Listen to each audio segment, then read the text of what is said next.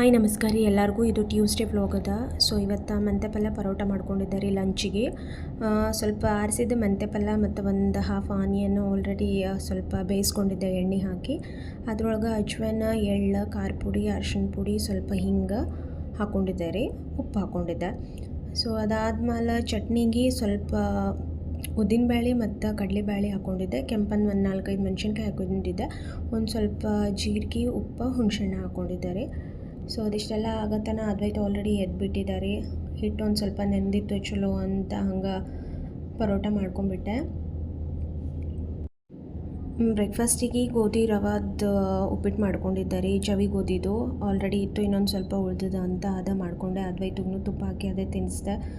Morning ಸ್ವಲ್ಪ chill ಇರ್ತದೆ weather, curd ಕೊಡೋದು ಬೇಡ ಅಂತ ಒಂದು ಸ್ವಲ್ಪ ನೀರು ಜಾಸ್ತಿ ಹಾಕಿ ಮಾಡ್ಕೊಂಡಿದ್ದಾರೆ ಮೆತ್ತಗಾಗಲಿ ಅಂತ.